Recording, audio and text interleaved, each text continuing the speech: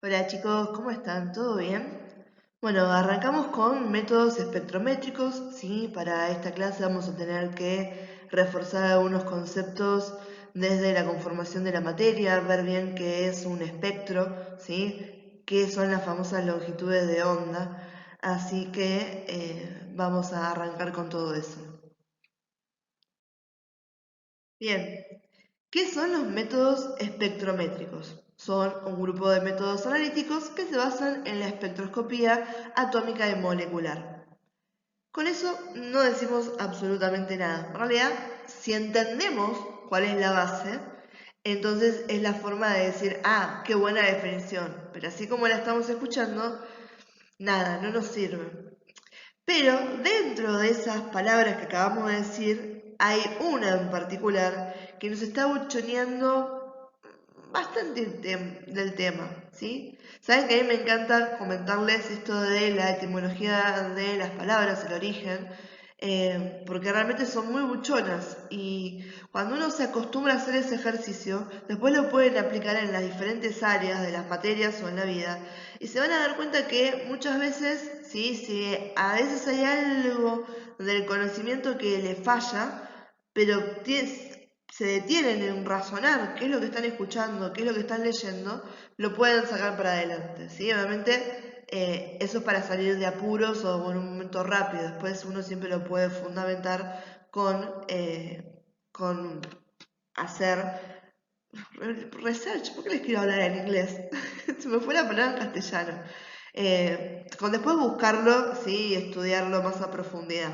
Bien, volviendo a esto, ¿sí? La palabra clave de esa definición es espectroscopía. Bien, si nosotros la dividimos, tenemos por un lado espectro, ¿sí? Esperen que les pongo acá para hacer más show. Tenemos espectro por un lado y tenemos escopía por el otro. Bien, escopía, ¿sí? Viene de visualizar. Y espectro, ahora vemos qué es, pero nos está diciendo que con estos métodos se van a basar en poder ver un espectro, ¿sí? Ahora, buenísimo, visualizar todo el mundo lo entiende. Espectro es la palabra que me sigue complicando la vida, pero no es algo tan difícil. Cuando uno habla de un espectro, a mí siempre me gusta decirles que es un abanico, ¿bien? Donde tenemos, vieron que los abanicos, cuando uno los despliega, ¿sí? Tienen diferentes varillas que me forman una sola unidad, ¿sí? Pero depende de donde yo me pare, tengo diferentes cosas. Entonces, en el caso de un espectro se define como un conjunto de valores, ¿sí? Que tienen como referencia una orden de magnitud, ¿sí? En el caso particular de los métodos espectrométricos, lo que vamos a estar evaluando va a ser la frecuencia de la radiación electromagnética. ¿Bien? Cuando hablamos de radiación electromagnética, ojo con esto, porque tienden a pensar solamente en los rayos X, y más o menos se me quedan por ahí, después es como que no entienden que hay otras cosas. Pero acuérdense que es un espectro. Los rayos X, que es lo más fácil que uno tiende a pensar con esto, pertenecen al espectro electromagnético, pero están casi en uno de los extremos del mismo. En el mismo, ¿sí? Espectro yo tengo, por ejemplo, a la radiación ultravioleta, ¿sí? Que seguramente algo en bacterias están viendo cuando ven esterilización, ¿sí? Tengo a las microondas, como puedo usar en el microondas que tengo acá en casa, ¿sí? Las radiaciones que emite mi teléfono celular, la radiación infrarroja, ¿bien?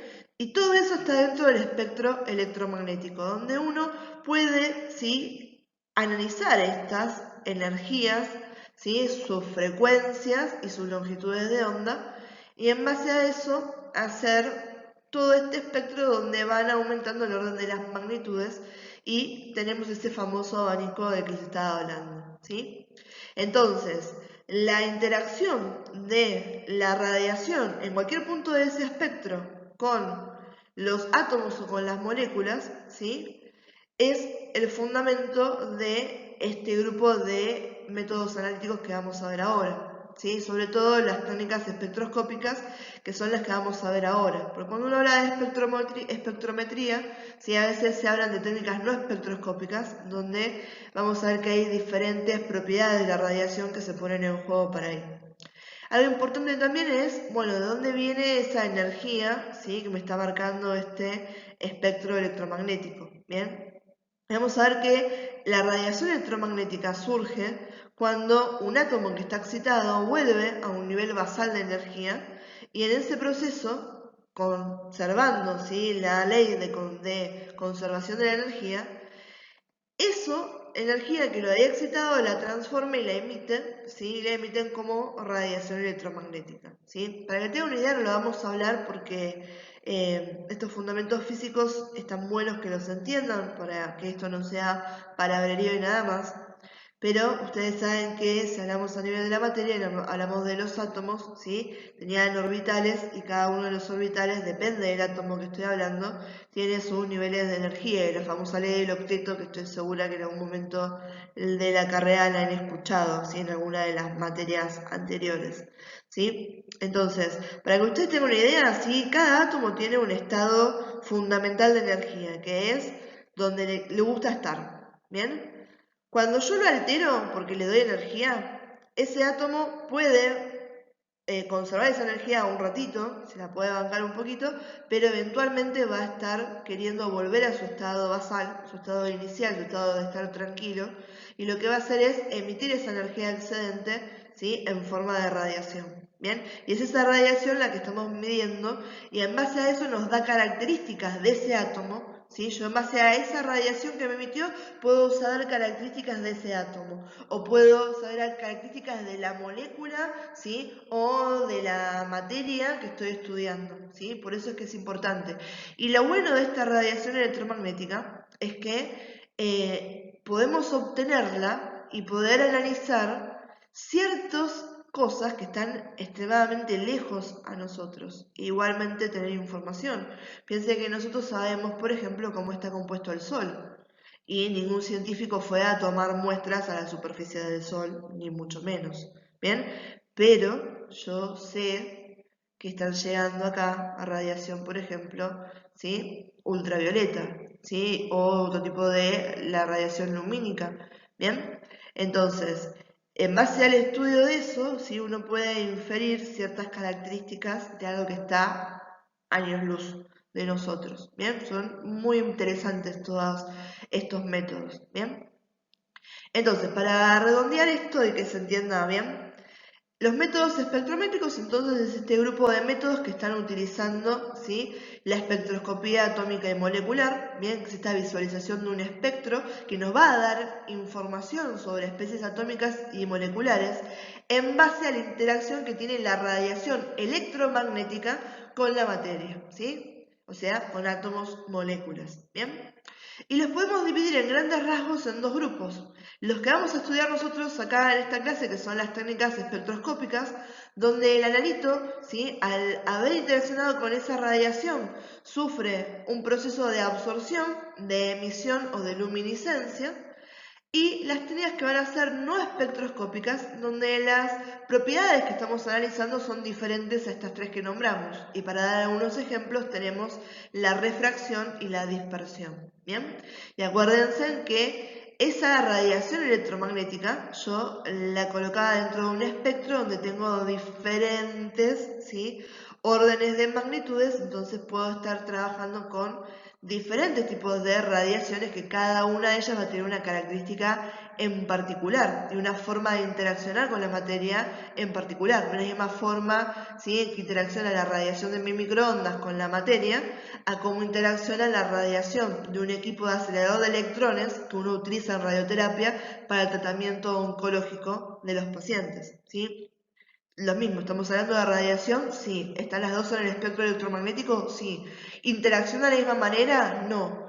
Y esto se los comento de esta manera, ¿por qué? Porque obviamente, y para que ustedes entiendan esto, ¿vamos a tener que ajustar nuestros métodos al tipo de radiación con el que quiero trabajar? Sí, claro, eso va a ser también uno de los determinantes que vamos a tener que tener en cuenta, ¿sí? Entonces, ese racionamiento me gusta que lo puedan hacer, ¿bien?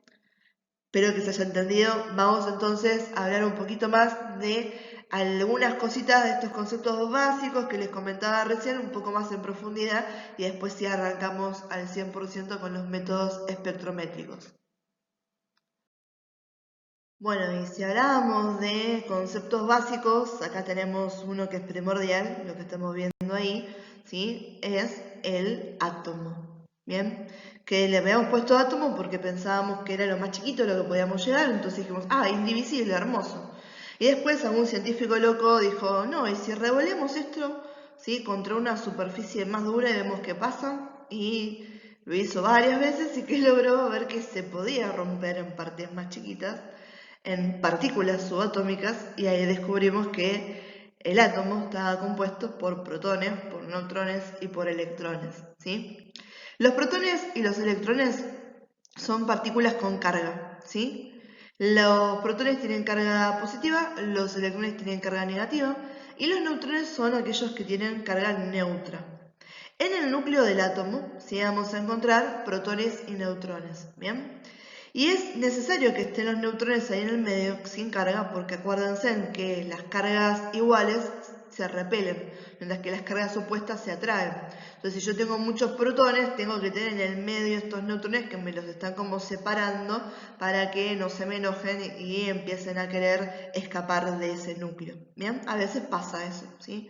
Y después tenemos a los electrones, que estos panchos están ahí dando vueltas sus orbitales y cada uno van a ver cómo están. Estos tienen, ¿sí?, carga eléctrica también negativa. ¿Bien? Ahora, otro concepto para tener en cuenta que es el de ion, ¿sí?, que uno, cuando hablamos de los átomos en sí, un átomo normal, vamos a ver que la cantidad de los electrones que tienen está proporcional a la cantidad de los protones, ¿sí? Y de esa manera vamos a ver que la carga eléctrica va a ser cero y por lo tanto se considera que ese átomo es neutro. Ahora, cuando hay alguna variación de acá y donde hay una alteración en estas proporciones y el átomo entonces va a tener carga eléctrica, ¿sí? Ahí estamos hablando de un ion. Y después lo que tienen marcado hacia la derecha, en esos cuadritos celestes, ya son nociones que ya las tienen que haber visto en biología, cuando uno habla de los niveles de organización, ¿sí? Hablamos que venía nivel subatómico, nivel atómico, nivel molecular, ¿sí? Entonces, las partículas subatómicas me forman un átomo, los átomos me forman moléculas, por eso me dice que una molécula es una combinación de átomos. Mientras que el átomo, ¿sí?, está compuesto por el núcleo y menos electrones, y cuando hablamos de núcleo, que estamos hablando de protones y neutrones, ¿bien? Y bueno, ahí me está aclarando el tema de la masa, ¿sí? Que obviamente sí tiene mucho más masa a nivel del núcleo, ¿sí?, que a nivel de los pobres electrones que están ahí dando vuelta. Bien, a mí lo que me interesa es que hablemos particularmente de los niveles de energía, así que pasamos a la próxima diapo, así entendemos de dónde viene esto de la excitación que estábamos nombrando en la diapo anterior. Una cosa que nos va a servir a nosotros es tener en cuenta la configuración electrónica que tenían los átomos, ¿sí? Esto nos iba a organizar a los átomos según sus niveles de energía, ¿bien?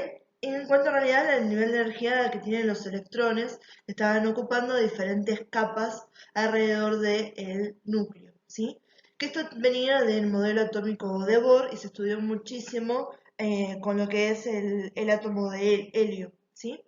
Entonces acá hemos visto, ¿sí?, que se suponía que teníamos 7 niveles energéticos, ¿bien? 7 u 8 se dice a veces. Acá tenemos marcado 4 que son con los que trabajamos para entenderlo rápidamente, ¿bien? Donde en cada nivel, ¿sí?, vamos alejándonos cada vez más del núcleo y van a ser niveles cada vez más energéticos. Entonces yo cuanto más me aleje del núcleo, más energía van a tener mis electrones, ¿sí? Y los electrones más cerquitos al núcleo, en ese nivel fundamental de energía, ¿sí?, o ese E1, ¿sí?, nivel 1, van a ser los que tienen menos energía, ¿bien? Y los que están más fuertemente unidos, ¿sí?, y siendo atraídos por esta fuerza gravitacional que está teniendo, ¿sí?, el núcleo del átomo, ¿bien? Ahora, ¿por qué me sirve esto? Porque al haber hecho la disposición en estos niveles energéticos, ¿sí?, yo puedo ir haciendo una configuración en cuanto al átomo. Y esto me va a dar unas características particulares de cada uno, dependiendo de cuántos electrones tienen distribuidos en qué capas energéticas. ¿Bien? Entonces, por ejemplo, los niveles de energía, ¿sí?, tienen un principio de exclusión que me estaba hablando de la cantidad máxima de electrones que pueden tener, ¿sí? ¿Qué quiere decir? Hay una formulita que es muy sencilla, que es 2n a la 2, o sea, 2 por n elevado al cuadrado, ¿sí? Donde n va a estar siendo el número que se asigna a la capa. Y eso me está dando el máximo de electrones que puedo tener yo en ese nivel.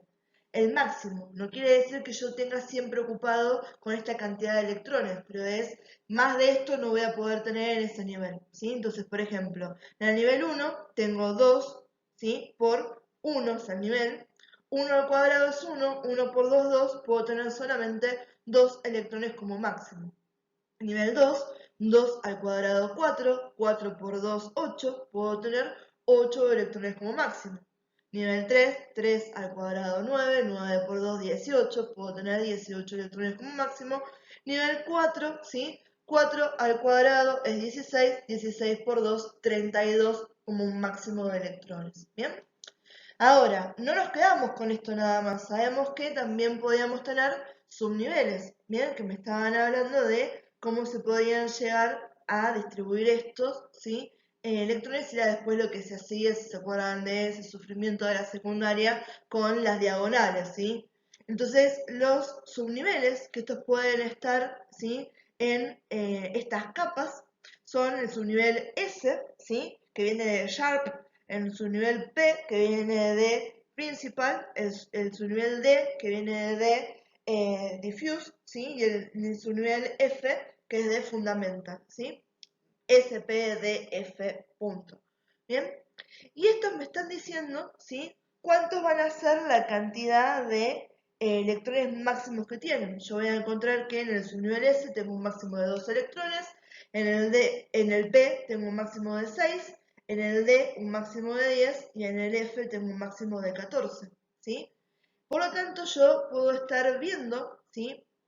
En cada una de mis niveles, ¿sí? O también les puedo decir capas si les asigno las letras, ¿sí? ¿Cuántos subniveles puedo tener?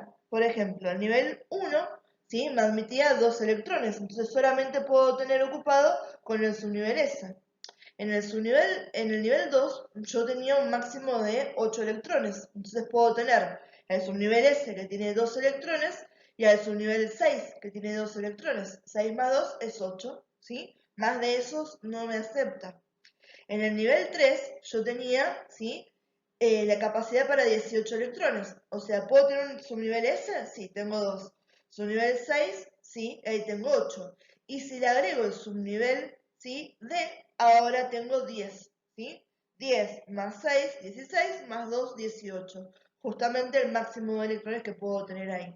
Y en la capa, ¿sí? N o en el nivel 4, ¿sí? Yo puedo tener el subnivel P, el S, el P, el D y el F, ¿sí? 2 más 6 más 10 más 14 justamente son los 32 que yo puedo tener, ¿bien?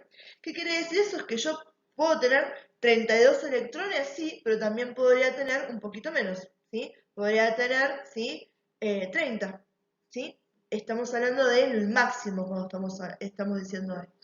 ¿Bien? Y cuando hablamos de la última capa, ¿sí? Acuérdense esto que estábamos diciendo, la capa más cercana, estamos hablando de donde voy a tener ese nivel fundamental de energía, y la capa más alejada va a ser la que tiene el mayor nivel de energía, por lo tanto en esa va a ser donde yo voy a tener la mayor de las reacciones químicas, ¿bien? Y esa va a ser mi capa de valencia, ¿bien?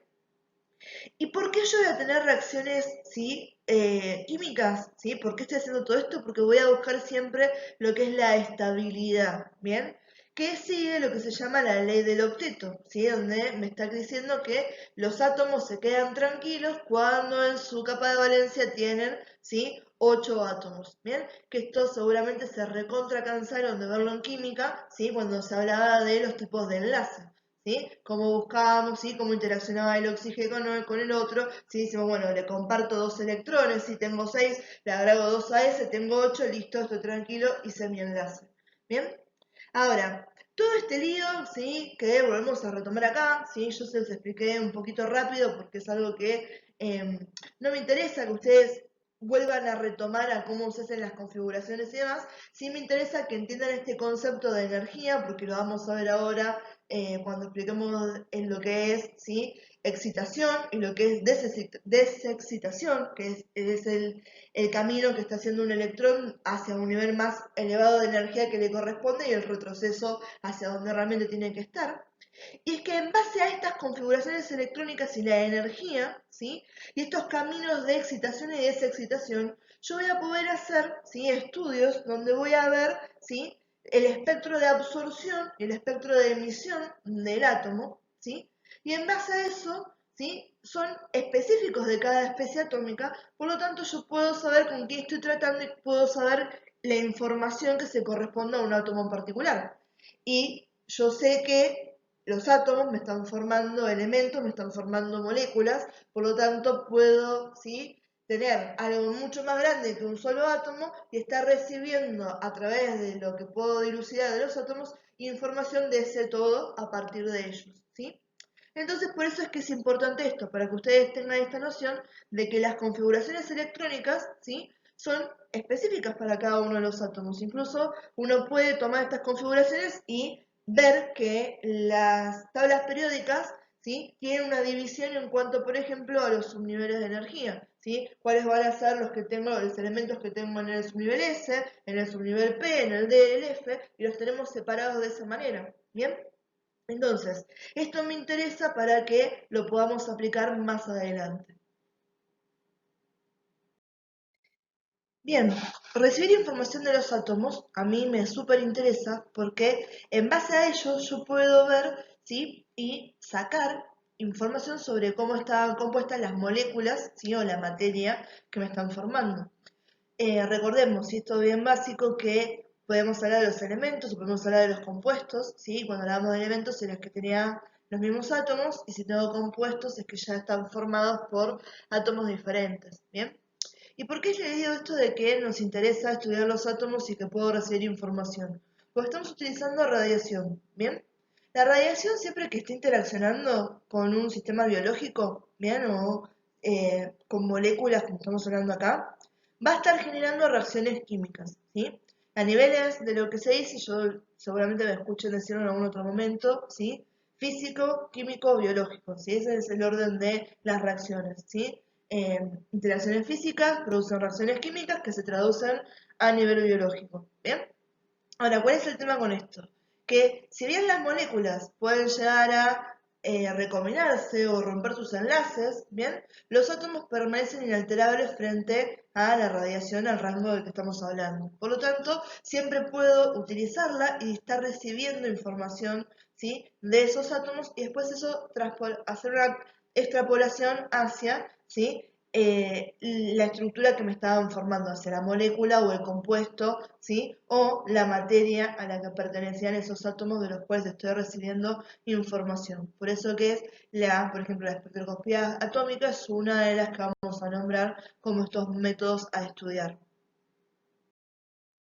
Bien, acá tenemos por qué es importante conocer el tema de lo que es la configuración atómica, ¿sí? Acuérdense que los átomos, ¿sí?, tenían sus electrones, ¿bien?, que se organizaban en diferentes niveles y había lo que se llamaba un nivel fundamental del átomo, ¿sí? Ese que estaba más cercano al núcleo. Ahora, ¿qué pasa? Yo puedo hacer que el átomo, ¿sí?, absorba energía, ¿sí? Entonces los electrones son los que están absorbiendo esa energía. Y cuando absorben energía, pueden llegar a ascender o a saltarse un nivel, ¿sí?, de un nivel donde está a un nivel superior, ¿bien?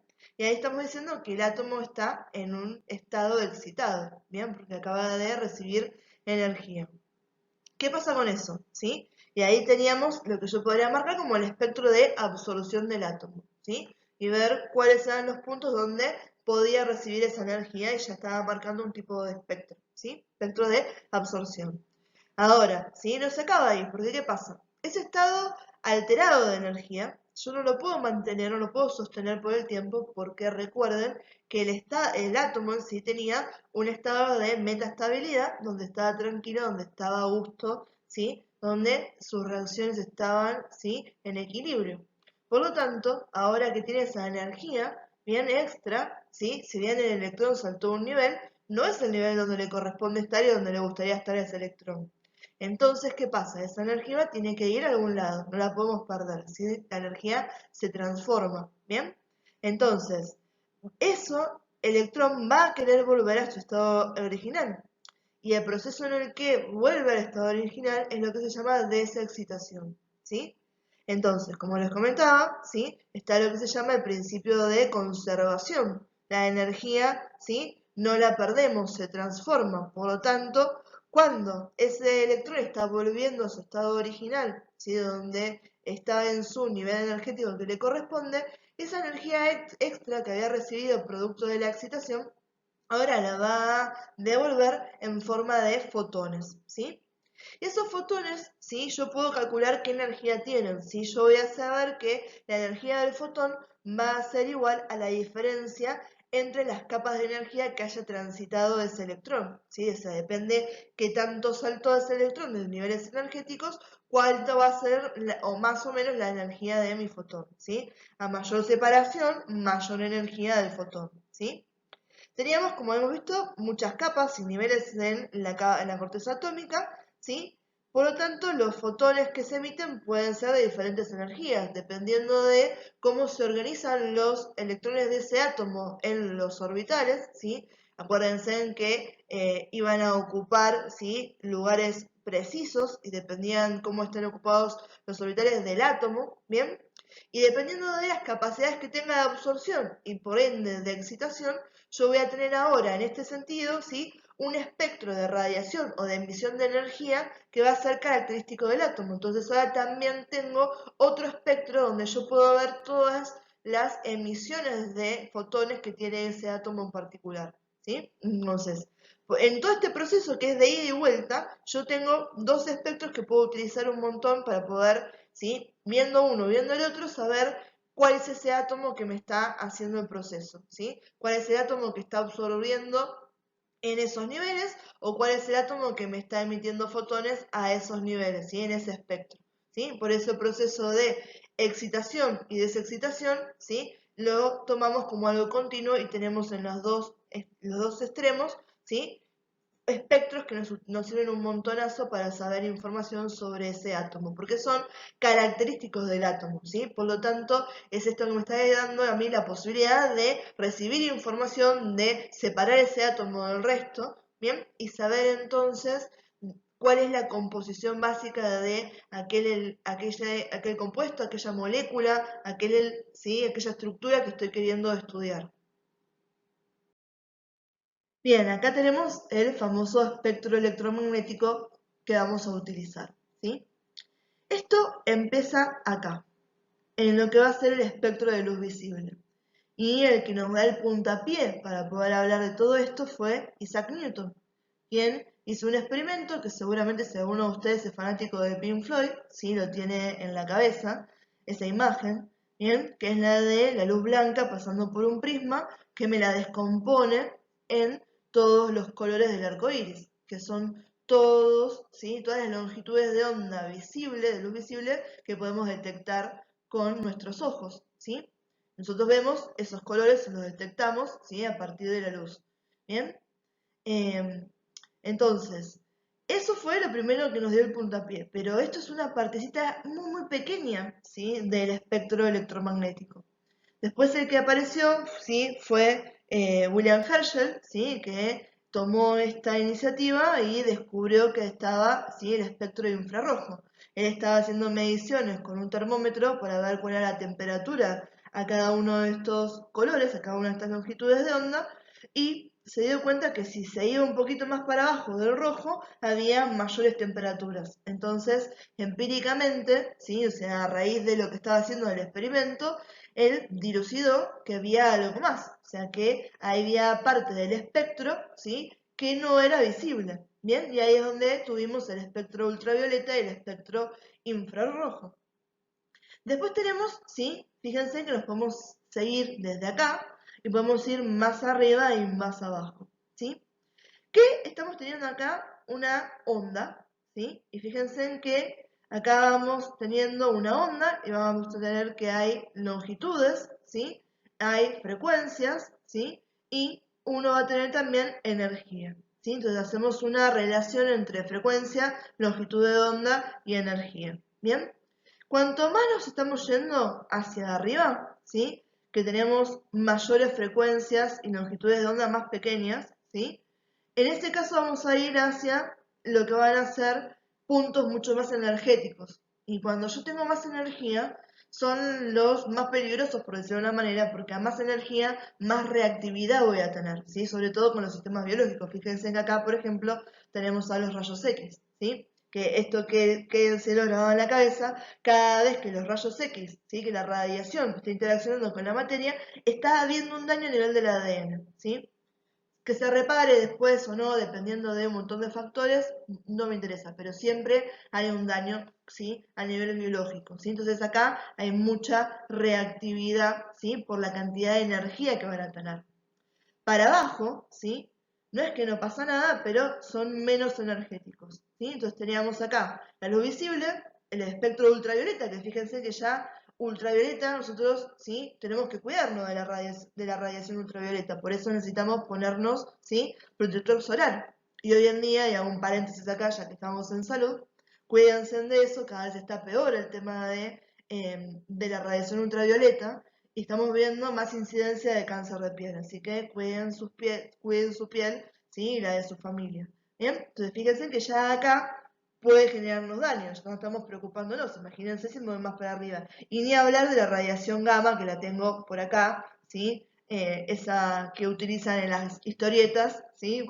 Porque suena muy copado, pero que es a nivel de energía cósmica, y a nivel de energía nuclear, o sea, imagínense en la cantidad de energía que tiene eso. ¿Bien? Y para abajo, ¿sí? Tenemos otras cosas que reconocemos, las microondas, que son súper importantes, ¿sí? Acá tenemos, ¿sí? Por ejemplo, este aparato que en nuestras casas seguramente nos falta, que está interaccionando con el agua y hace que a partir de la fricción que me aumenta pueda cocinar, ¿sí? Generar temperatura. Hablamos de las radiofrecuencias, ¿sí? Nos sirven para las comunicaciones, por ejemplo. Las más cercanas acá a las microondas son las radiofrecuencias de la radio AM, es una de las primeras que descubrimos. Y después también obviamente todo lo que es telecomunicaciones, que estaría también dentro de los que son las microondas, ¿sí? Entonces fíjense que el espectro es extremadamente variable. Y algo que seguramente llame la atención con esto, ¿sí? Porque bueno, está bien, espectro electromagnético ya habíamos explicado, es que acá me dice que hay una clasificación de ondas electromagnéticas en función a su frecuencia, a su energía y a su longitud de onda. Esto de frecuencia, energía y longitud de onda lo vamos a ver ahora en las siguientes diapos, pero lo de por qué estamos trabajando con ondas voy a aprovechar y se lo voy a explicar ahora. Eso tiene que ver, ¿sí? Con que, por ejemplo, ¿sí?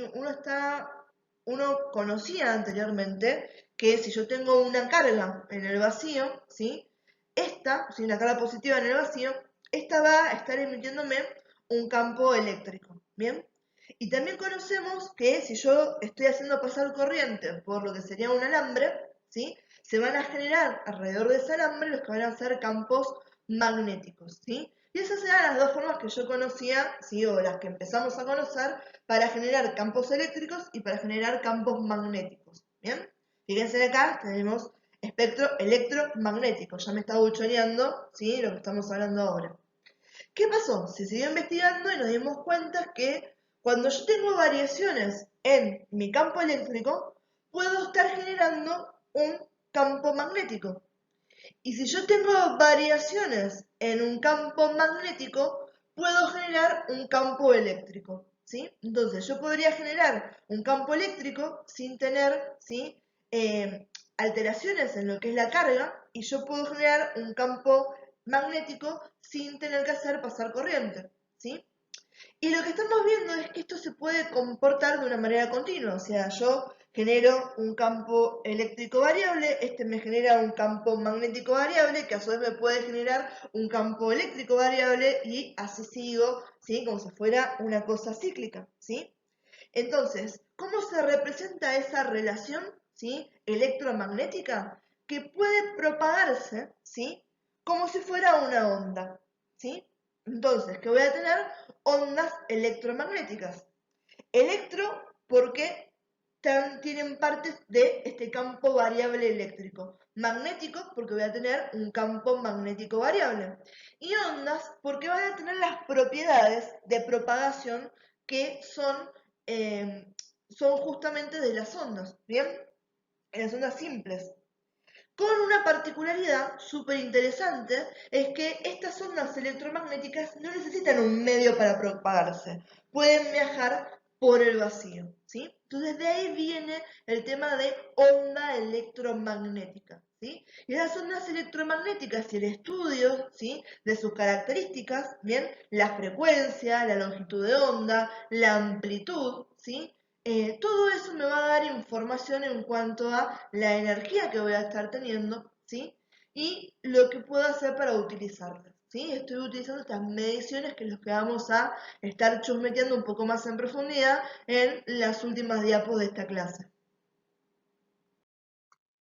Recién les nombré algunas de estas características, ¿sí?, con respecto a las ondas, que son las que vamos a nombrar acá: amplitud, longitud de onda, frecuencia, periodo, ¿sí? Son características que se pueden aplicar cada vez que yo esté hablando que tengo una onda, ¿sí? Entonces, cuando hablemos de ondas electromagnéticas, también voy a poder utilizar estas, ¿sí?, estas variables, ¿bien? Cuando hablamos de amplitud, me está hablando de la altura de la cresta, ¿sí? Entonces, espérenme que pongo el puntero para que se entienda. Igual esto, sí, lo tenemos bien acá graficado.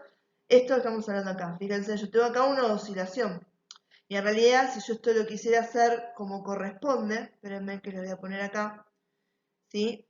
Imagínense que ese que está en ese color verde serían las variaciones que yo tengo del campo, ¿sí?, magnético. ¿Bien? Y yo tendría también por acá, ¿sí?, las variaciones exactamente iguales del campo eléctrico, y eso así sí sería mi onda electromagnética, ¿bien?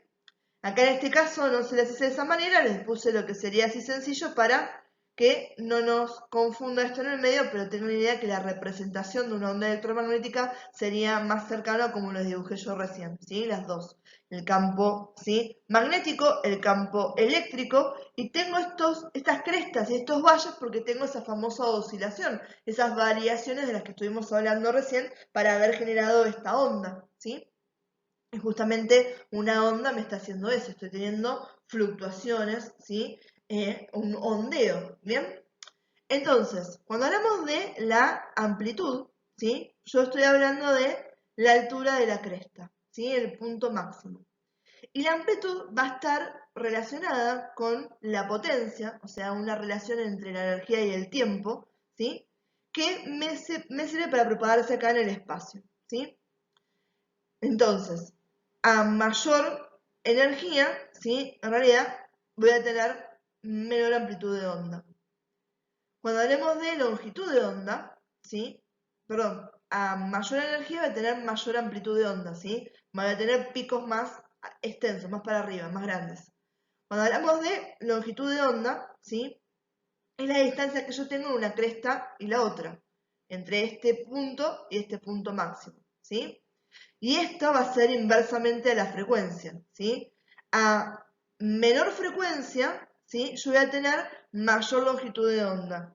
Y a mayor frecuencia, yo voy a tener, ¿sí?, menor longitud de onda, ¿sí?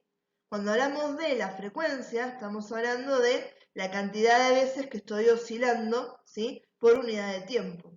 Y eso es directamente proporcional a la energía. O sea, cuanto yo más energía tengo, más oscilaciones voy a tener por unidad de tiempo, y eso va a ser mi frecuencia. ¿Cuántas veces hice eso?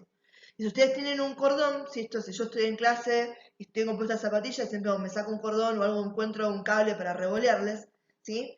Fíjense que estando en sus casas lo pueden hacer, ¿sí? Y hagan una cosa, agarren un cordón o un cablecito que tengan, ¿sí? Y hagan, ¿sí?, para arriba, sacúdanlo para arriba, para abajo, despacito, ¿sí? Van a ver que ondulea, pero ondulea suavemente, ¿sí? Y voy a tener, por ejemplo, ¿sí?, 3, ¿sí?, crestas y valles, ¿bien? ¿Sí? Y eso va a ser porque está bien, lo estoy haciendo con menos energía. Ahora, si yo lo sacudo fuertemente, que sea fuerte, estoy haciendo más energía, voy a tener, ¿sí?, unos picos que van a estar mucho más juntitos, ¿sí? Voy a tener, ¿sí?, mayor frecuencia, menor longitud de onda, mayor amplitud, ¿sí? Eso me está hablando de la energía que estuvo atrás para que tuviera esta configuración, ¿bien? Y lo último que tengo es lo que es el periodo de la onda, ¿sí? Que me está hablando del intervalo que yo tengo entre una oscilación y otro, y este va a ser inverso a la frecuencia, ¿sí? Entonces, cuando uno quiere caracterizar una onda, vamos a estar hablando de amplitud, de longitud de onda, de frecuencia y de periodo. Generalmente donde vamos a ponerle más el ojo va a ser en longitud de onda, ¿sí?, y frecuencia, ¿sí? Que vamos a estar hablando un montonazo de eso. La frecuencia nosotros la medimos en Hertz, que si metieron hace un ratito, ¿sí?, en la diapo anterior, donde teníamos el espectro electromagnético, van a ver que decía Hz, que eso es de la forma, ¿sí?, de que uno abrevia el tema de los Hertz, ¿sí? Longitud de onda habíamos visto, energía también habíamos visto, ¿sí? Y habíamos visto también, obviamente, en qué rango del espectro electromagnético se encontraban estas ondas. Y como seguramente, sí, con las palabras es bastante difícil que se entienda lo del cablecito que les estaba comentando, que tenemos justamente una imagen que se está representando y ahí tiene mi muñequito que les dice, che, atención a esto, las ondas de mayor frecuencia y menor longitud de onda van a ser las de mayor energía, ¿sí? Entonces, cuanto a más oscilaciones yo tenga por unidad de tiempo y más cercanos estén, ¿sí?, las crestas de estas oscilaciones, ¿sí?, o sea, esas longitudes de onda, más energía va a tener, ¿sí?, esa onda en general, ¿sí? Entonces fíjense en acá, lo que decía, que yo tengo, ¿bien?, tengo mayor, ¿sí?, longitud de onda, ¿sí?, y tengo menor frecuencia. En este espacio, miren, tuve una, ¿sí?, dos, ¿bien? Entonces acá tengo baja frecuencia, baja energía y una larga longitud de onda. Cuando me voy sacándome para acá, fíjense cómo se me van haciendo, ¿sí?, mucho más cercanas, ¿sí?, menor longitud de onda, ¿bien? Tengo mayor frecuencia, miren, 1, 2, 3, 4, 5, 6, 7, ¿sí? Acá entonces, ¿qué tengo? Alta energía, ¿sí? Corta la longitud de onda o menor longitud de onda, mayor frecuencia, mayor energía, que esto es lo que estábamos hablando recién, ¿sí?, en la diapo pasada, ¿bien? Y una cuestión que seguramente van a escuchar si uno habla acá de cuántos, ¿sí?, que cuántos o quantum, ¿sí?, ¿no?, física cuántica, química cuántica, ¿sí?, estamos hablando de esto. Generalmente uno tiende a pensar en los átomos, en esto, en los cuantos, y pensamos en algo pequeño, pero en realidad estamos hablando de un montón de energía cuando estamos hablando de eso. Y hablamos de paquetes de energía, ¿sí?, o unidades discretas de energía, que eso sería un cuanto de energía, que es la forma en la que se está emitiendo la radiación electromagnética. ¿Bien? Esto, ¿sí?, es solamente anecdótico para que sepan de dónde viene, ¿sí?, este término quantum o cuantos de energía, que es la forma que quizás el día de mañana escuchen relacionado a esto. Vamos entonces con lo que son nuestras técnicas espectroscópicas, ¿sí?, que no vamos a nombrar tres en realidad de todo el gran gramaje que tenemos para poder estudiar acá. Y antes de arrancar con nada, ¿sí?, tiene que quedar claros algo, ¿sí? Yo después les voy a hacer un videito corto con el pizarrón para que se entienda mejor. Igualmente creo que acá van a estar captando lo que les estoy diciendo, pero así les puedo dibujar, les puedo mostrar con colores y demás. Hay algo que va a ser característico de cada átomo, que son los espectros. Y yo puedo hablar de un espectro de absorción y un espectro de emisión, que tiene que ver, ¿sí?, de qué está pasando con ese átomo cuando, ¿sí?, va a pasar a un estado más excitado y va a después volver al estado de normalidad cediéndome energía, ¿sí? Que esto es lo que estuvimos hablando ya por el principio. Entonces, yo voy a tener, ¿sí?, lo que se llama un espectro de emisión, que va a ser característico de un átomo, y complementario a ese, voy a tener también un espectro de absorción que también es característico del mismo átomo. Por lo tanto, yo, conociendo o viendo los espectros de emisión y de absorción, puedo saber la información sobre el átomo, ¿sí?, al que pertenecen esos. ¿Bien? ¿Cómo yo puedo generar un espectro de emisión? ¿Sí?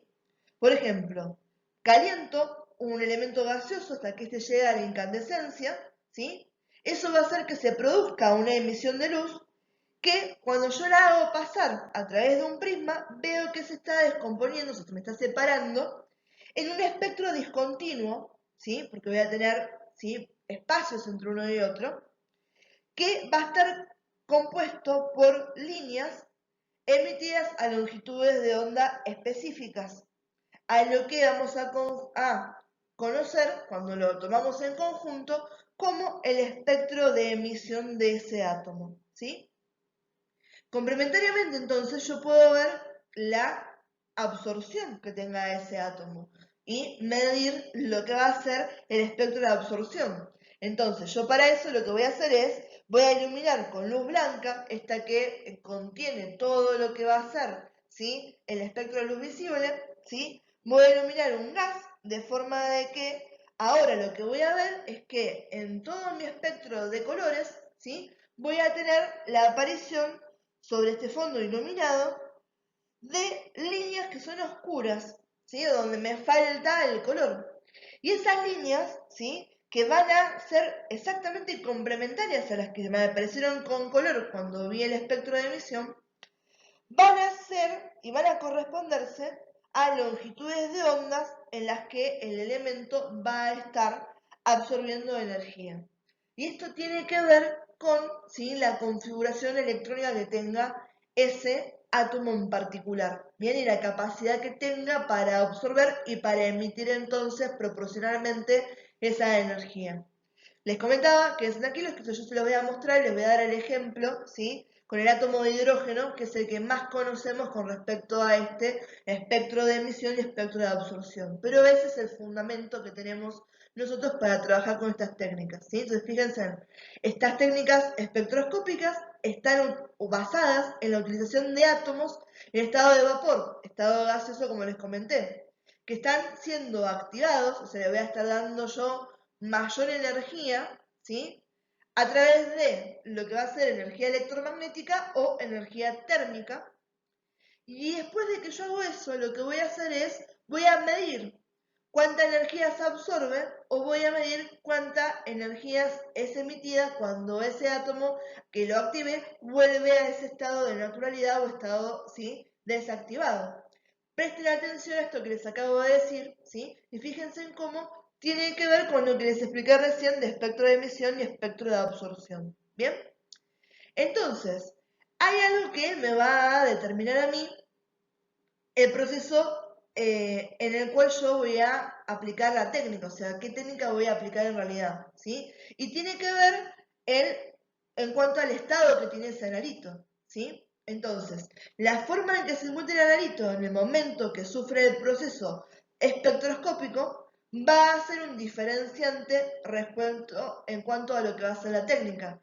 Si yo ese analito lo tengo en forma atómica, tengo una molécula o tengo masa, ¿sí? Entonces voy a poder hablar de espectroscopía atómica, espectroscopía molecular o espectroscopía de masa, ¿sí? Entonces, dependiendo del estado, ¿sí?, que tenga el analito cuando yo lo hago pasar por, ¿sí?, este proceso para utilizar métodos espectroscópicos, ¿sí?, qué técnica voy a estar utilizando, si espectroscopía atómica, molecular o de masas, ¿bien? Y además, otra cosa que me hace un diferenciador en cuanto a qué técnicas puedo utilizar va a ser el rango de radiación electromagnética en el que yo me esté manejando, ¿sí? Por ejemplo, si quiero estar trabajando con las energías del infrarrojo, voy a tener espectroscopía del infrarrojo. Si quiero hacer una luz visible, voy a tener espectroscopía de luz visible. Si quiero hablar de lo que son las radiofrecuencias, por ejemplo, ¿sí?, puedo utilizar lo que es radiación magnética y así depende para dónde me mueva en lo que es el espectro electromagnético que estuvimos nombrando. Bueno, y acá casi ya 50 minutos de que estamos hablando sobre este tema, llegamos de vuelta a definiciones y lo que espero es que lo que tengamos acá se entienda. Acuérdense, a mí no me sirve, y créanme que a ustedes tampoco, repetir esto.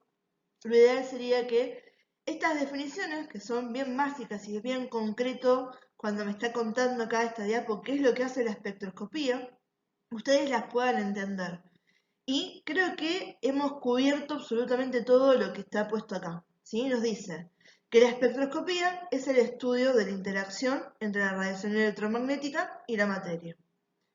¿A qué puedo aplicar esta interacción? O sea, ¿a qué ciencias voy a poder aplicar esto, ¿sí? Y utilizarlas en mis estudios? A la química, a la física, a la astronomía, ¿sí? Acuérdense que este tema de emisión, ¿sí? Y estas ondas electromagnéticas, podemos hablar de radiación gamma, que venía de dónde? De esa energía cósmica, cosmos, el espacio exterior, ¿sí? Entonces, astronomía, yo puedo tener información de los cuerpos celestes, del Sol, ¿sí? De algo que está a miles y miles y miles y miles y miles años luz de distancia, ¿sí? De la Tierra, ¿bien? Y obviamente a un montón de otras disciplinas.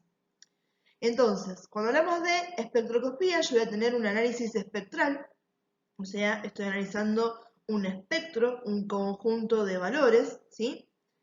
Donde, ¿sí? La premisa de esto es que yo puedo detectar la absorción o la emisión de la radiación electromagnética cuando la estoy aplicando a ciertas longitudes de onda y las puedo relacionar con los niveles de energía implicados en una transición cuántica, ¿sí? Que era lo que sucedía cuando un electrón pasaba de un estado, ¿sí? Fundamental a un estado excitado y tanto ahí cuando absorbía o cuando emitía, ¿sí? En el proceso de desexcitación esa energía que absorbió, yo podía caracterizarlo y lo podía adjudicar, ¿sí? Ese espectro que me está dando de absorción o de emisión a un átomo o una especie atómica en particular y obtener información de la misma. Saber de qué está constituido esa masa, esa molécula o de qué átomo es el que estoy estudiando en ese momento. ¿Sí? Entonces, atención a esta diapo, ¿sí? Estas son cuestiones, definiciones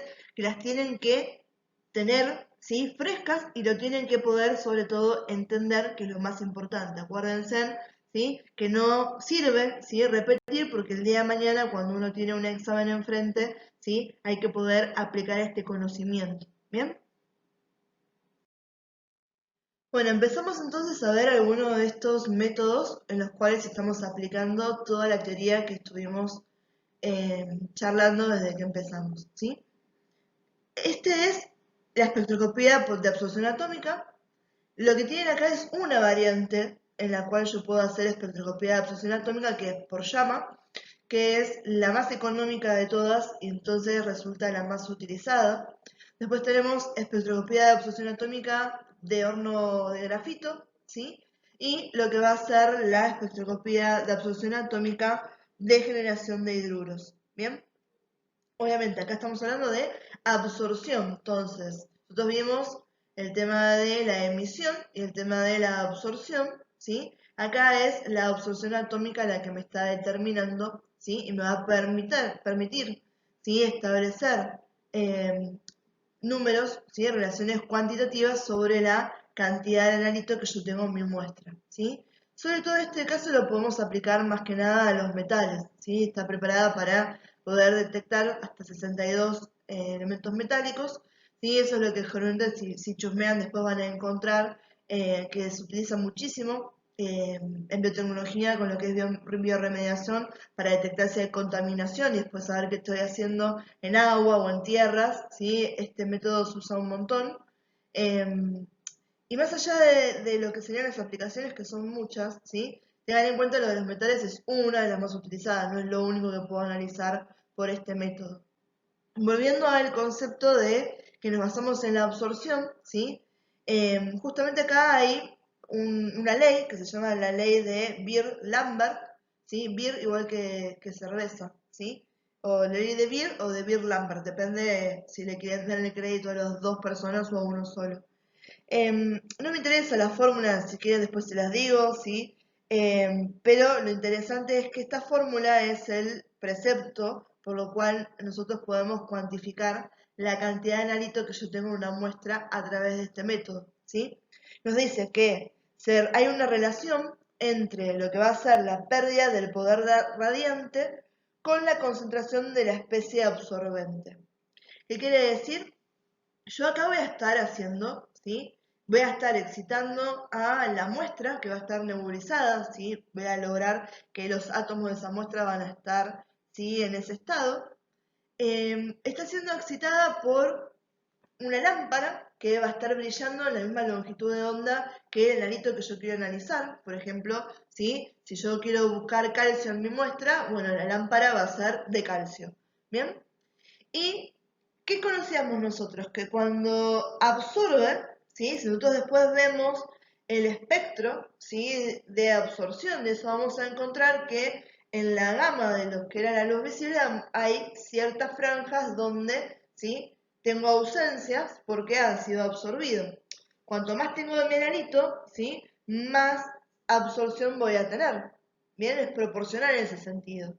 Y además lo puedo usar de esta manera. ¿Qué me está diciendo acá? Tengo la pérdida del poder radiante, porque cuanto más ausencias tengas, quiere decir que se absorbió más cantidad. Y al haber absorbido más cantidad, me dice que obviamente hay más analito, ¿sí? Uno después esto lo va a comparar con patrones donde uno, ¿sí?, tiene ya determinado a qué intensidad, ¿sí?, voy a tener qué cantidad de concentración de analitos. Ya esto anteriormente, acuérdense que justamente espectroscopía de absorción atómica por emisión de llama, lo habíamos nombrado cuando hablábamos de los métodos de calibración, con el tema de los estándares, ¿sí? Que este era uno de los métodos complicadísimos para calibrar, yo tenía que utilizar el estándar dentro de la muestra, ¿sí? Entonces justamente acá el término de patrones vuelve a estar en nuestro vocabulario, ¿sí?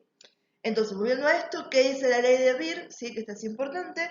Me relaciona la pérdida de poder radiante con la concentración de la especie absorbente, ¿sí? Por lo cual yo puedo determinar, ¿sí?, a través de este concepto de absorción atómica, cuál es la concentración del anito que yo tengo en mi muestra, ¿bien? Entonces, ¿qué voy a tener? Voy a tener, ¿sí?, una lámpara de cátodo hueco, esta que les digo que va a ser mi fuente de radiación y que va a estar compuesta, ¿sí?, del mismo analito, se va a tener que tener la misma longitud de onda que el analito que quiero analizar. Voy a tener un atomizador, ¿sí?, donde yo voy a colocar a mi muestra y esto lo que va a hacer, esta llama, va a vaporizar esto, ¿sí?, la muestra, y va a generarme hasta que estén los átomos en la manera en que los puedo excitar, ¿sí?, para que me den información. Esa emisión la voy a pasar por un monocromador, ¿sí? Un monocromador me permite seleccionar la longitud de onda, por lo cual yo voy a detectar solamente, ¿sí?, la emisión de longitud de onda de mi interés y voy a bloquear el resto. Entonces quiero saber solamente, ¿sí?, sobre el calcio que estoy recibiendo de eso. Después, obviamente, métodos instrumentales, ya hemos visto cómo están compuestos, ¿sí?, los elementos. Voy a tener un detector que está recogiendo esa información que me dio el monocromador, la va a estar traduciendo de lo que va a ser una intensidad de la señal, ¿sí?, electromagnética, lo va a traducir a una señal de intensidad de corriente que puede ser, ¿sí?, ahora sí, amplificada, ¿bien? Y luego pasada a lo que es el dispositivo de lectura para que el operador interprete esos datos y pueda establecer una variante cuantitativa, ¿sí? Entonces, como les comentaba acá, es un método, lo que tiene en el Power, ¿sí? Brevemente les comenta lo que les dije yo recién en casi 6 minutos, ¿sí? Me dice que es un método que utiliza comúnmente un nebulizador prequemador o una cámara de nebulización, ¿sí?, para crear una niebla de la muestra y un quemador con forma de ranura que da una llama de longitud de trayecto más honda, ¿sí?, más larga. La temperatura de la llama es bastante baja para que el procesador no excite los átomos de la muestra. Quien excita los átomos de las muestras va a venir de donde, de la lámpara que está brillando, ¿sí?, a diversas longitudes de onda dependiendo, ¿sí?, de qué analito yo esté analizando. La cantidad de luz absorbida, ¿sí?, después de pasar a través de la llama, va a determinar la cantidad de analito de la muestra. Por esto que les comentaba de la ley de Beer que acabamos de nombrar. ¿Bien? Después, ahora vamos a hacer una foto, ¿sí? Yo sé que en el Power que les había subido antes no estaba, pero para que vean, ¿sí?, primero un esquema, aunque ya lo habíamos tenido antes, de cómo es todos los pasos que les acabo de nombrar recién. Y después una foto de cómo es el aparato en la vida real, digamos, para que vean, es enorme. Y cuando está puesta la llama es muy lindo de verlo, pensar que eso está en un laboratorio, ¿no? Y no sé, a mí siempre cuando veo fuego así me emociona. Entonces, lo que quiero que les quede claro acá es el concepto de la ley de Beer, ¿sí? Me interesa, para que ustedes entiendan, la fórmula es la absorción es igual al logaritmo de la intensidad de entrada sobre la intensidad de salida, ¿sí? Y eso va a ser igual a la absorbibilidad molar, que va a ser una constante, ¿sí? Por la concentración del soluto y por la longitud de la cubeta donde estoy haciendo esto. ¿Me interesa eso? No, ¿sí? Se los nombro más o menos para que tengan una idea del choclazo que sería esta ley, ¿sí? Lo que me interesa es que me digan, la ley de Beer me relaciona la pérdida de poder radiante con la concentración de la especie absorbente, ¿sí? Ese es el fundamento de la espectroscopía de absorción atómica, ¿sí? Pregunta de parcial de acá a la China. Bien, chicos, esto es solamente a modo ilustrativo. Por un lado, para que vean esos componentes de los que les estaba nombrando recién, y por otro lado, para que vean un ejemplo de uno de estos instrumentos que pueden utilizarse en el laboratorio. Bueno, otro método que tenemos es la espectroscopía de fluorescencia, ¿sí? Acá estamos haciendo referencia a espectroscopía de fluorescencia atómica. Acuérdense que podemos tener atómica, molecular y de masa. Esta justamente seguimos todo en el rango atómico de los ejemplos que estamos dando, ¿sí? Acá el precepto en cuanto a la base que tuvimos va a ser la emisión de radiación, en este caso de este fenómeno de luminiscencia, ¿sí? Al que llamamos fluorescencia, donde lo que vamos a tener es que se absorbe radiación electromagnética, ¿sí? Y lo que va a estar pasando es que se excitan a los electrones para que pasen a un nivel mayor de energía. Sabemos que eso no se mantiene en el tiempo, por lo tanto, cuando retrocede, emite energía, pero esa energía la emite, ¿sí? En una longitud de onda mayor a la original, ¿sí? Eso es lo que se llama fluorescencia, ¿sí? Entonces es la capacidad de emitir una determinada luz a una determinada longitud de onda, ¿sí? Que es mayor a la que fuera original, ¿bien? Entonces, en este caso, ¿sí? Lo podemos utilizar, tiene amplias aplicaciones, generalmente se utiliza para estudios bioquímicos, en lo que es medicina también un montonazo, y en la investigación de compuestos, porque en base a la emisión de fluorescencia, yo voy a poder determinar de qué está hecho ese analito, ¿sí? ¿Qué analito tengo? ¿Bien? En cuanto a qué, a la intensidad de esa fluorescencia, ¿sí? Entonces acuérdense que acá la idea es que el concepto de base es la emisión atómica, ¿bien? ¿Qué voy a tener para esto? ¿Sí? Voy a tener obviamente una fuente que va a ser la que me está proveyendo de esa excitación primaria, que va a ser un rayo de luz. Generalmente estamos utilizando esa fuente de luz en el rango de ultravioleta, ¿sí? Tenemos un selector de la longitud de onda, que puede ser un filtro o puede ser un monocromador, depende de qué tenga, ¿sí? Qué tipo de instrumento puedo estar utilizando. Puedo estar utilizando un fluorímetro o puedo estar utilizando un espectrofluorómetro, ¿sí? Y después voy a tener una cubeta donde está mi muestra, ¿sí? Que está recibiendo esa longitud de onda que yo acabo de seleccionar, y posterior a eso tengo otro filtro u otro monocromador que me está recibiendo esa energía, ¿sí? Esa luz fluorescente que acaba de emitir, ¿sí? El analito de la muestra. Y lo que voy a hacer, perdón, justo me sonó la alarma, y lo que voy a hacer ahora después de eso es tener un detector, ¿sí? Que está recibiendo eso. Puedo tener amplificadores de la señal, obviamente voy a tener también todo lo que es el transductor y finalmente los dispositivos de lectura que me están hablando de intensidad de fluorescencia, a la cual yo voy a poder relacionar directamente con la composición de un analito, o sea, de una especie atómica en particular. Acá de vuelta podemos ver, ¿sí? Al fluorímetro y al espectrofluorímetro, ¿sí? Fíjense que en realidad la diferencia está entre básicamente a nivel de los componentes, si usamos filtros o si usamos los monocromadores, ¿bien? Y abajo pueden ver algunos ejemplos, ¿sí? De estos instrumentos. De vuelta, chicos, en un momento les voy a preguntar o les voy a dar estos gráficos para que los completen en situación de examen. Es solamente a modo ilustrativo para que le puedan poner, ¿sí? Una cara a lo que les comentaba recién en la diapo pasada. Bien, y dentro de esta triada que estamos teniendo acá de técnicas de espectroscopía, la última que vamos a nombrar, ¿sí? Es la espectroscopía atómica de rayos X, ¿sí? Obviamente acá la fuente de excitación van a ser los rayos X, que estos tienen propiedades que nos van a facilitar trabajar con muestras sólidas, ¿sí? O cristales, ¿bien? O muestras cristalinas, se utilizan muchísimo con esto. Acuérdense porque estamos hablando de que cuando estamos en rayos X, estas estaban por arriba de todo lo que era el espectro de luz visible, tenían niveles mucho más energéticos, ¿sí? Entonces, a mayor energía, ¿sí? Mayor dureza de lo que pueden hacer, ¿bien? Entonces, con estos, en realidad, todo lo que es el estado físico-químico u otros factores que sean ambientales, por ejemplo, ¿sí? La presencia de un campo eléctrico, la presencia de un campo magnético, ¿sí? No son un obstáculo para que los podamos aplicar, ¿bien?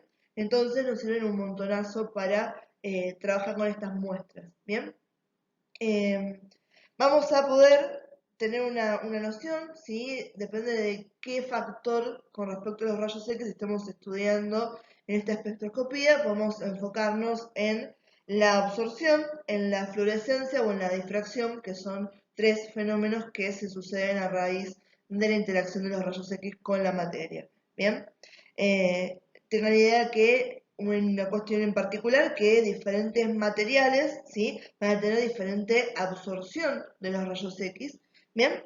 Y en este caso, cuando estamos utilizando el tema de la espectroscopía de los rayos X, generalmente vamos a tener la fuente de radiación, ¿sí? Un colimador, bien, que me está haciendo mucho más específico ese haz incidente, nuestra muestra, ¿sí? Que generalmente cuando veamos los esquemas vamos a tener un cristal, bien, y el detector que va a ser, ¿sí? Va a estar recibiendo la señal que se generó, ¿sí? Entonces, la espectroscopía de rayos X abarca todas las técnicas espectroscópicas que hacen uso de la emisión de rayos X, ya sea que estemos enfocados en la absorción, la fluorescencia o la difracción.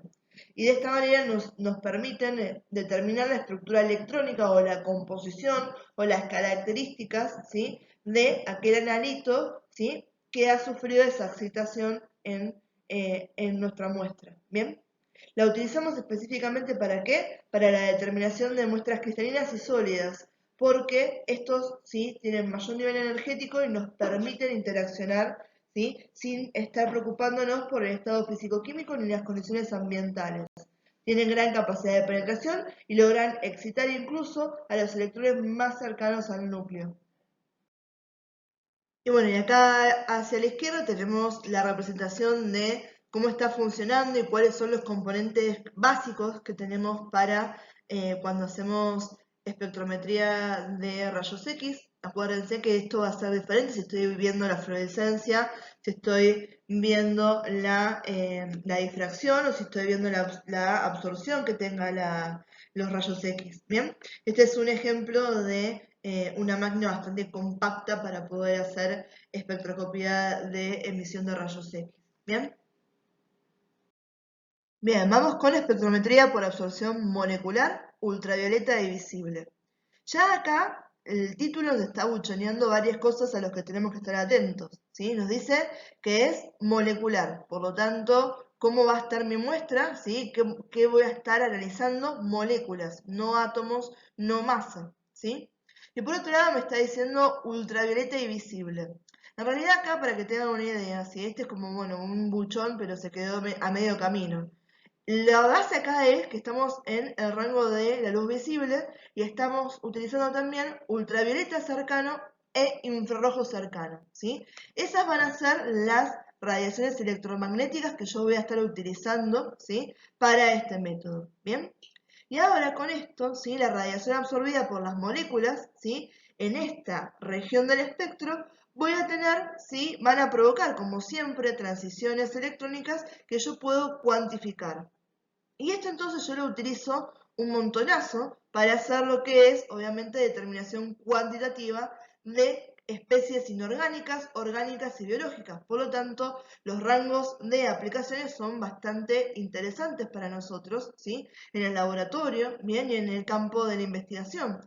Fíjense, cuando queremos ver si a nivel molecular puedo ver cuáles son los grupos funcionales, puedo ver cuál es el contenido y la fuerza de una sustancia, ¿sí? Esas uniones químicas que puedo tener a raíz de los grupos funcionales. Puedo tener información que sea cuantitativa según los compuestos orgánicos que estén conjugados, ¿sí? Incluso si están altamente conjugados. Bien, y en el laboratorio, de vuelta, lo utilizamos un montón esto porque podemos incluso determinar pequeñas cantidades de sustancias, ¿sí? Que son las trazas. Bien, entonces yo puedo ya ver si hay algún tipo de contaminante en lo que estoy teniendo o si estoy buscando algo, ¿sí? Por ejemplo, un medicamento en el cuerpo, puedo ver si hay una traza, o sea, algo, un dejo, un despojo, algo chiquitito, y esto me permite identificarlo, ¿bien? Que a veces eso es sumamente importante y me cambia completamente cómo yo puedo encarar a ese paciente o me sirve para darme cuenta de qué le estaba pasando, ¿bien? El principio físico sigue siendo el mismo que venimos tocando, ¿sí? Tenemos la absorción de la radiación, en este caso ultravioleta, visible, infrarroja cercana también, por este caso una molécula, ¿bien? Lo que va a hacer que en esa molécula que está compuesta por átomos haya una promoción de un electrón de un estado basal inicial a un estado excitado de mayor energía y que en el proceso, cuando vuelva a su estado inicial, libere energía, en este caso en forma de calor. Bien, acá seguimos en el orden de las moléculas, ¿sí? Seguimos haciendo el análisis a nivel molecular, no atómico, no a nivel de masa. Pero estamos introduciendo otro término, ¿sí? Acá no es espectroscopía lo que tenemos, sino que es espectrofotometría, ¿bien? Espectroscopía y espectrofotometría suenan iguales, pero son cosas diferentes. Cuando uno está utilizando un espectrómetro, que me sirve para hacer espectroscopía, va a ser un dispositivo que me permite detectar espectros que dan esas longitudes de onda específicas a la radiación electromagnética. Ahora, cuando yo estoy utilizando un espectrofotómetro para hacer espectrofotometría, ese dispositivo me está permitiendo medir el color, ¿sí? Entonces me permite, ¿sí? Capturar, evaluar, ¿sí? El color de prácticamente todo, ¿sí? De los líquidos, el plástico, el papel, el metal, las telas, ¿bien? Entonces, ¿a qué se debe y de dónde me viene el interés por el color? ¿Sí? Nosotros sabemos que todas las sustancias son capaces de absorber energía radiante. Y la capacidad que tengan y cómo van a absorber esa radiación y qué van a hacer después de que absorben esa radiación va a ser particular de la estructura de sus moléculas y de las características químicas que tenga, ¿sí? Esa sustancia. Por lo tanto, ¿sí? A mí me va a interesar conocer estas características porque son propias de sustancias, ¿sí? En particular, yo puedo identificar una sustancia a raíz de las características que están siendo expresadas, ¿sí? Según sus capacidades de absorber la energía radiante. ¿Bien? Cuando hablamos del color, el color es una de estas características que va a ser particular a la composición de una sustancia, ¿sí? Entonces, vamos a ver que cuando nosotros vamos a ver un color, o sea que nuestros ojos, estamos en la luz visible en este caso, son capaces de detectar un color, quiere decir que cuando la luz blanca incidió sobre esa sustancia, ¿sí? Esa sustancia absorbió todas las longitudes de onda, ¿sí? Excepto la que estamos viendo nosotros, ¿sí? Entonces, acaba de absorber todas las longitudes de ondas que incidían sobre ellas y solamente dejan que nuestros ojos capten las longitudes de ondas que no fueron absorbidas, ¿bien? Y entonces el instrumento que me puede dar cuenta de eso, ¿sí? Va a ser el espectrofotómetro ultravioleta visible, ¿bien?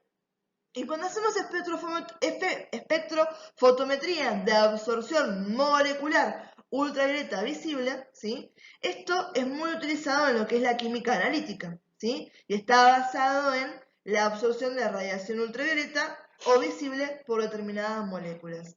Y el precepto después de fondo es el mismo del que venimos hablando.